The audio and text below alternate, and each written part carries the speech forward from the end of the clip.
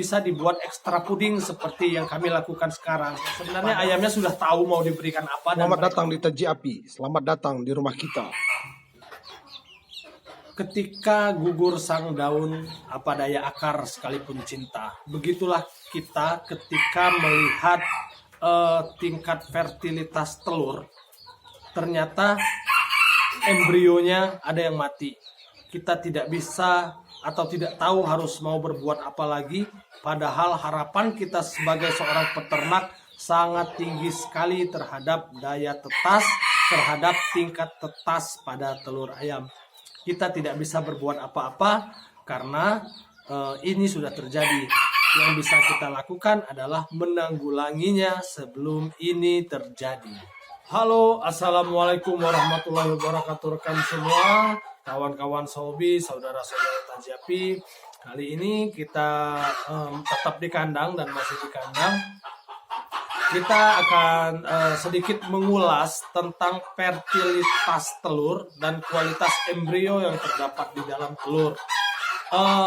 Seperti halnya video kita yang kemarin-kemarin, Taji Api tidak terlalu banyak mengeksplor apa itu obat-obatan kimia atau apapun lah istilahnya.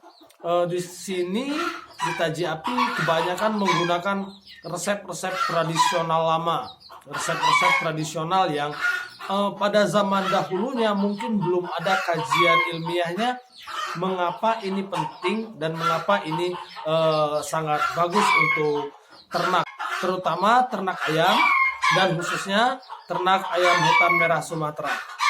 Mungkin kondisinya sangat berisik ya saudara-saudara, tapi tidak masalah. Yang jelas informasi dari saya tetap bisa nyampe dengan baik, tetap bisa diterima dengan baik. Semoga menjadi manfaat untuk semua. Berbicara tentang kualitas telur, ada banyak hal yang menentukan kualitasnya bagus atau tidak kualitas dari si telur. Hal yang paling utama dalam menentukan kualitas telur itu ada 3. Yang pertama adalah tingkat fertilitas, yang kedua adalah daya tahan embrio pada telur, dan yang ketiga adalah kualitas cangkang telur, di mana kualitas-kualitas inilah atau unsur-unsur inilah yang akan mempengaruhi kualitas telur. Untuk kualitas cangkang telur, seperti yang kita ketahui itu banyak sekali dipengaruhi oleh unsur kalsium. Unsur kalsium ini ayam-ayam bisa dapatkan pada makanan. Tentu bisa kita bantu support dengan banyaknya yang menjual berbagai jenis kalsium di toko ternak. Itu untuk cangkangnya. Kemungkinan ada teman-teman yang menemui cangkang telurnya lembek atau cangkang telurnya rapuh dan mudah sekali pecah. Ini dipengaruhi oleh kalsium yang dimakan. Yang kedua adalah tingkat fertilitas telur. Untuk tingkat fertilitas telur itu dipengaruhi oleh pejantan. Bagaimana pejantan mampu membuahi telur yang ada di ayam betina. Kualitasnya ini akan sangat dipengaruhi oleh tingkat vitamin C yang ada pada si pejantan.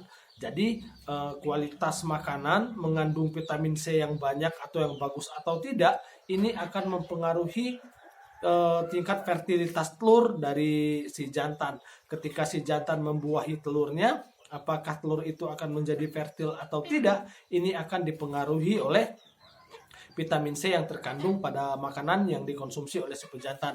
Ini juga akan berpengaruh dengan jumlah betina yang dibuahi oleh si jantan. Jadi ini juga merupakan sebuah sistem atau sebuah lingkaran bagaimana fertilitas itu bisa kita jamin dengan baik. Yang pertama mulai dari kandungan vitamin C yang terdapat pada pakan dan dikonsumsi oleh pejantan.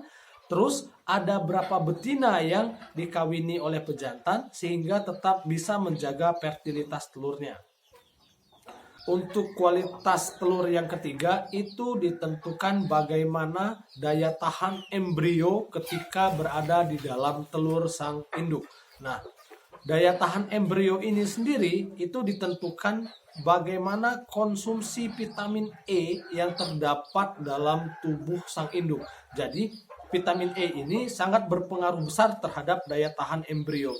Nah, kalau kawan-kawan atau saudara-saudara pernah melakukan candling atau teropong pada telur, melihat pada hari tertentu embrionya bagus, tiba-tiba embrionya mati, ada yang embrionya tidak aktif lagi, ada yang embrionya masih aktif, ini bisa kami yakinkan bahwa sangat besar dipengaruhi oleh vitamin E yang berada pada sang induk.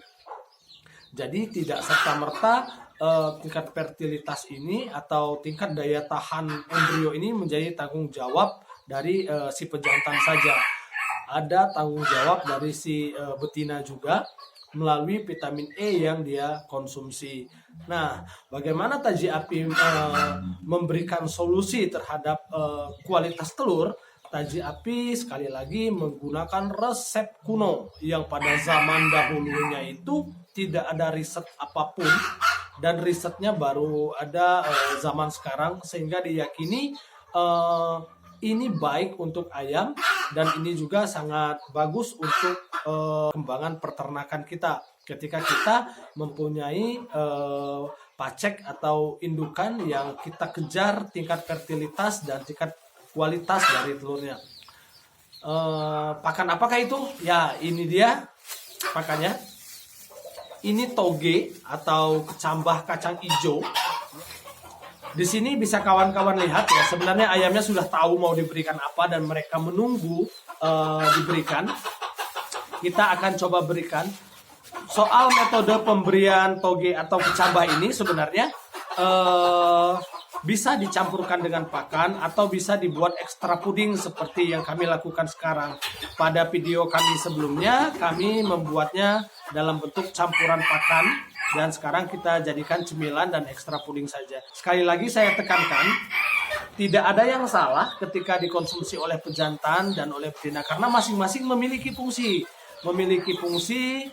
Jika dia dikonsumsi oleh pejantan maka vitamin C-nya sangat baik sekali untuk menjaga tingkat fertilitas telur atau tingkat kejantanan dari si jantan. Dan jika dia dikonsumsi oleh si betina, maka ketika betina bertelur, vitamin E-nya akan memperkuat embrio yang berada di dalam telur tersebut. Demikian video singkat dari kami Taji Api Farm. Kami mengulas resep kuno tentang manfaat toge untuk ayam. Tidak bosan-bosannya kami selalu memohon dukungan dari kawan-kawan dalam bentuk like, komen, dan subscribe. Salam hangat dari kami Taji Api, salam membara.